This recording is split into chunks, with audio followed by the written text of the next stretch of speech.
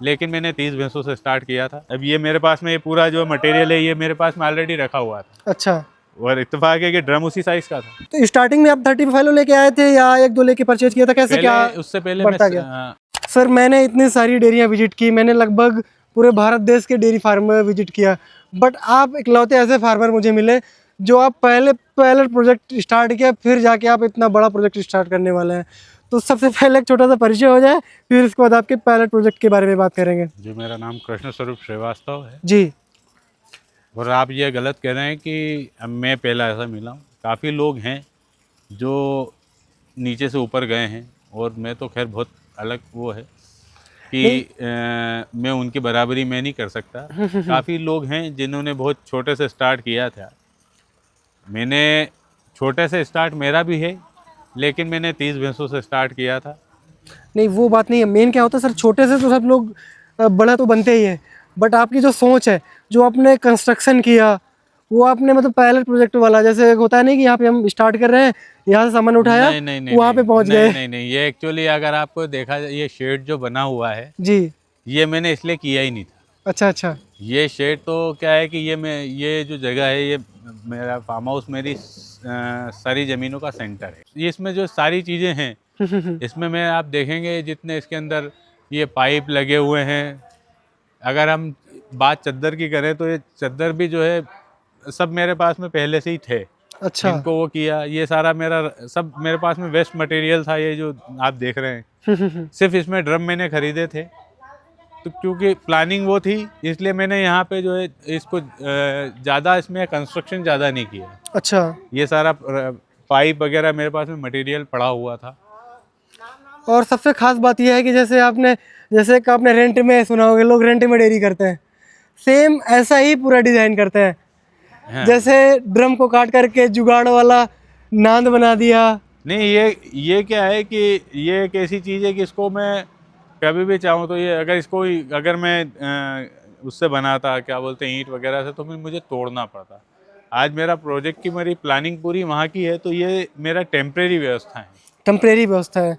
अच्छा, तो आपने सर जो ये दिमाग लगाया ड्रम का, ये दिमाग कहाँ से आया, थोड़ा ये बताइए। दिमाग आप जैसे यूट्यूबर के साथ ही आया, और क्या। अच्छा, यूट्यूब पे वीडियो देख के किसी ने एक वीडियो कोई डाला था उसी से ये चीज़ आई। अब ये मेरे पास में ये पूरा जो मटेरियल है ये मेरे पास में ऑलरेडी रखा हुआ था। अच्छा। और इत्तेफाक है कि ड्रम उसी साइज का था। उसी साइज का ड्रम था। हाँ। तो ड्रम आपने परचेज किया कि घर पे ही था? नहीं, ड्रम परचेज किया मैंने। ड्रम परचेज किया। और जितना भी लोहा है मुझे लगता है सब बिल्डिंग किया हुआ है, कोई छोटा कोई बड़ा सबको जोड़ के सेट बना दिया। सर जैसे आपने 35 से स्टार्ट किया, तो स्टार्टिंग में आप 35 लेके आए थे या एक दो लेके परचेज किया था, कैसे क्या उससे पहले बढ़ता गया? अगस्त सितंबर में मैं एक भैंस लेके आया था। अच्छा। क्योंकि दूध से वाकई में बहुत परेशान थे, दूध प्रॉपर मिल नहीं पा रहा था। तो घर के लिए हमने एक गाय और एक भैंस हमने रखी थी जी। तो वो जो है वो एक भैंस हमारे पास में अक्टूबर में आई थी, अगस्त सितंबर में आई थी। जी जी। और उसके बाद में फिर ये 30 भैंसें आई हैं। अच्छा, 30 भैंसें जो आप अपने फार्म पे? 32 भैंसें हैं। और एक ये मेल है। अच्छा, एक मेल भी रख रखा है आपने? हाँ। और एक मेल है, बाकी सारी फीमेल है? जी। सारी न्यू परचेजिंग ही है? हाँ। जो आपने सर ब्रीड परचेज किया, जैसे कहने का मतलब जैसे किसी की सींग मध्य प्रदेश जा रही है तो किसी की राजस्थान जा रही है। देखिए, एक सबसे बड़ी बात है जो देखा जाता है कि भैया ये सींग इसका खराब है, आँख खराब है, ये सॉरी सींग खराब है, या कहीं कुछ ऐसा हुआ, ये सिर्फ उसकी खूबसूरती वाली बात है। मिल्किंग किस प्रकार का है या वो चीज़ मेन होती है। मिल्किंग मेन होती है। मिल्किंग मेन होती है। तो जो आपने सर लिया कहाँ से अपना पूरा परचेजिंग हुआ? ये तो मैंने एक फार्म, मैंने आपको बताया भी था पहले, मेरे जो उस वीडियो में आपने पूछा भी था मुझसे कि मुझे बैठना था। अच्छा। मैं शायद एक दो भैंस में परचेस नहीं कर पाता और ना मैं वो टिक पाता, मुझे बैठना था। तो वो चीज़ जो है इसके कारण एक साथ एक बल्क हाँ, में कहने का मतलब बल्क में अपने भैंसे खरीद ली। हाँ। कि एक फार्म भी हो जाएगा। हाँ। और सारा स्टार्ट करके चीज़ें भी बड़ी हो जाएंगी एक दिन। जी। तो स्टार्टिंग करना बहुत ज़रूरी है। जी, वही सही बात है। मतलब एक कहावत है ना, कहीं पहुंचने के लिए कहीं से निकलना बहुत ज़रूरी है। हाँ जब से आप निकलेंगे नहीं तो पहुंचना तो कंफर्म ही नहीं है। बिल्कुल बिल्कुल। अच्छा जी। और सबसे खास बात है सर टीन सेट। हम्म। टीन सेट आपने इतना अच्छा बना दिया, मतलब एक ऐसा कंस्ट्रक्शन बना दिया जो किसान मतलब तो पीढ़ियों दर पीढ़ी तक ये रंगा व्यवसाय चलता रहता है, तब भी वो ट्रेडिशनल कल्चर पे करते रहते हैं छप्पर के नीचे।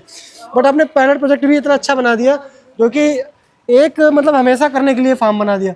तो इसके कैसे क्या आपने टीन सेट डाला और पंखे भी लगा दिया, तो कैसे कैसे क्या प्लानिंग होती चली गई? अब वो देखिए, ये मतलब बिना प्लानिंग का चीज़ है कि अगर इसमें इस शेड को बनाने में मैंने कोई भैंस के लिए प्लानिंग नहीं की थी। ये सिर्फ मेरे इक्विपमेंट जो हैं उनके लिए मैंने प्लानिंग की थी प्रॉपर, अच्छा। कि मेरे सारे इक्विपमेंट भी मेरे यहाँ खड़े हो जाएं, जेसीबी है, ये सब धूप में खड़ी रहती, ट्रैक्टर हैं या इधर वो, मैं भी यहाँ पे इस हिसाब से इसको मैंने प्लान किया था कि मेरी फसल वगैरह भी जो है सारी आ जाए। अच्छा। तो बाकी वो अब सारी चीज़ ये हो गई हैं। अब थोड़ा सा मुझे लग रहा है कि अब फसल आएगी उसका क्या करूँगा पर ठीक है, देखेंगे। कहने का मतलब एग्रीकल्चर बहुत है अपने पास, तो उसके लिए गोडाउन भी बना देंगे। जी जी जी। तो जैसे आपने भैंसों का अभी पायलट प्रोजेक्ट रन कर रहे हैं, तो इसमें आपको क्या लगा, जैसे बीमारियां जैसे गायों में कम लगी या भैंसों में ज़्यादा लगी? नहीं, भैंसों में बीमारियां कम होती हैं। अच्छा।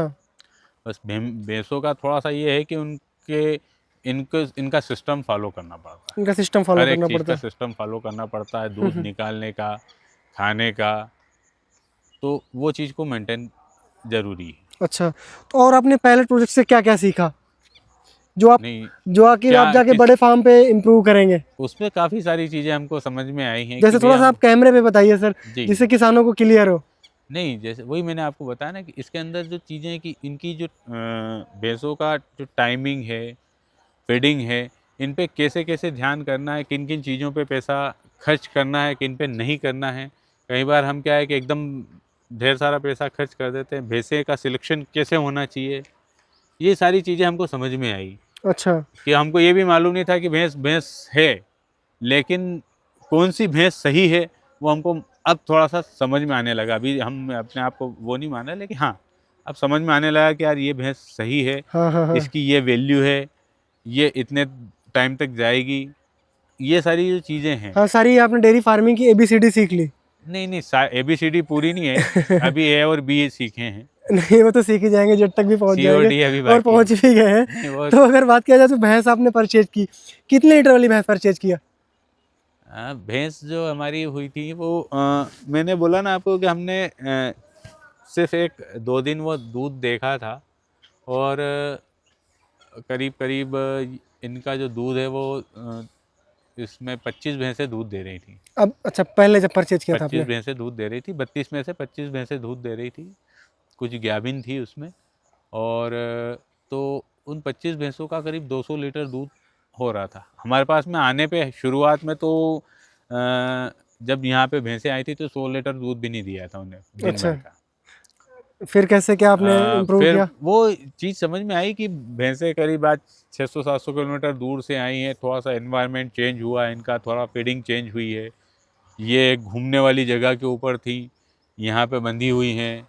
तो काफ़ी सारी चीज़ें वो समझ में आई कि भैया क्या हो सकता है। फिर इनको सब हमारे साथ में एक सबसे बड़ी समस्या एक आई, जो एक बहुत वो चीज़ है कि जब भैंसों को हम लेके आए तो सब भैंसों को लेके आ गए 3 गाड़ी में, बच्चों को एक पिकअप में लेके आ गए, बच्चे सब आपस में मिल गए। वो कंडीशन दूसरे दिन ये हुई कि जब दूध निकाले तो वो भैंस अपने बच्चे को दूध ही नहीं पिला रही थी। बड़ी मुश्किल से ढूँढ-ढूँढ के उनको कि माँ के साथ में कैसे रखें। मतलब जो आपने अलग से ट्रांसपोर्ट करके लाए बच्चों को, तो वही आपको ढूँढने में हाँ, लग गया कि कौन किसका बच्चा है? वो सबसे बड़ी बात है। अच्छा, वो आपको लगभग हाँ, ढूँढने और में 15 वो दिन लग क्या गए। है कि हम हर भैंस के पास में लेके गए, पता चला कि वो भैंस उसकी माँ थी, लेकिन उसने दूध नहीं पिलाया। पर अच्छा। उसके पीछे रीज़न ये समझ में आया कि ये भैंस जो है बच्चे के आपस में मिल जाने से उनकी खुशबू जो है वो जो सूंघ रही थी वो उसको मिल नहीं पा रही थी। अच्छा। फिर धीरे-धीरे जाके वो सारी चीज़ें सेट हुई। अच्छा, अच्छा। हाँ, स्टार्टिंग में समय। प्रॉब्लम आ गई। हाँ, बिल्कुल। जो आपने बफेलो परचेज किया, लगभग किस प्राइस की परचेज किया? ये सब अलग-अलग प्राइस में फिर है। भी एक राउंड फिगर अमाउंट की बात किया जाए तो? एक उससे एक से कुछ ऊपर हैं, कुछ अंदर हैं, तो लाख रुपए का राउंड फिगर आ रहा है। राउंड फिगर लाख रुपए। तो जैसे आपने जो शेड बनाया इतना शानदार, शेड में आपने कितना खर्च किया? मैंने बताया ना आपको, शेड में मेरा जो है ये शेड 2015 से मेरे पास में अलग-अलग टाइम का शेड बना हुआ था, जिसको मैंने अभी बिफोर लास्ट ईयर जो है इसको मैंने पूरा एक शेप दिया है। लेकिन वो ये अलग अलग उसमें मतलब मेरा काफ़ी सारा मटेरियल जो है मेरे पास में था। मैंने नया चद्दर या नया स्टील बहुत कम खरीदा। मतलब कहने का मतलब ये ऐसा फार्म बनाया है आपने, ऐसे लगता है किसी इंजीनियर से आपने पूरा नक्शा लिया हो। नहीं नहीं नहीं नहीं, ये किसी से नक्शा नहीं लिया। क्योंकि आप देख, जैसे किसान साथियों आप देख सकते हैं पूरा जो इसका शेप है, अगर आगे एक्सटेंड करना है तो एक्सटेंड भी कर सकते हैं, मतलब बढ़िया सा आपने आकार दिया है। तो कैसे क्या आपने फार्म को सेट किया और अभी कितने मिल्क का प्रोडक्शन हो रहा है? अब तो बच्चे अभी बड़े हो गए हैं, हम दूध पे अभी ध्यान दे भी नहीं रहे। मैंने क्या बात बोली, सीखने के लिए लेके। अरे सर, लाखों रुपए लगाया है आपने, नहीं वो मान 30 लिया लाख सर रुपए की भैंस लेके मैंने, आए वो हैं, मान लिए। 10 मतलब इतना नहीं सेट लगाया है, इतने मैंने लोगों को रखा है आपने। अरे एकदम, आप सबसे बड़ी बात है कि डेयरी फार्म से डे वन से कोई वो नहीं होता। आप कोई सा भी बिजनेस आप पकड़ के चलिए, दूसरे तीसरे साल ही बेनिफिट दिखता है आपको। अच्छा। बेनिफिट, शुरुआत के बेनिफिट नहीं दिखते हैं। और अगर कोई शुरुआत का बेनिफिट कोई सा देख के और कोई सी चीज़ को करता है तो वो गलत है। तो अभी आपने कितने लोगों को रख रखा है? मेरे पास में टोटल भैंस के उसमें 5 लोग हैं 5 लोग हैं। जी। कहने का मतलब ये है कि पहले करोड़ों रुपए अलग करके रख लो कि भैया अभी हमें पायलट प्रोजेक्ट रन करना है, फिर मेन देखिए, प्रोजेक्ट अलग से रन आपको करेंगे। तो ये चीज़ प्लानिंग करनी पड़ेगी। अच्छा। आप अगर ये प्लान करते हैं कि भई हमने भैंस लेके आ गए और 20 लीटर दूध निकाला और ये कर लिया, तो ये चीज़ गलत है। एकदम निकलता है, मैं ये नहीं कह रहा हूँ कि 20 लीटर वाली दूध वाली भैंसें नहीं होती हैं या 10 लीटर वाली भैंसें नहीं होती हैं, होती हैं। पर उनका एनवायरनमेंट जिस जगह पे है, और मैं ये भी नहीं कह रहा कि किसी ने आपको बताया और पता चला वो आपके यहाँ पे आके दूध नहीं दे रही। उसका एनवायरनमेंट चेंज हुआ है। उसका एक जो सोशल नेटवर्क वहाँ पे था वो चेंज हुआ है। उसकी जो बॉन्डिंग थी वो चेंज हुई है। उसको धीरे-धीरे आपके उस पे आने में उसको समय लगेगा। अच्छा।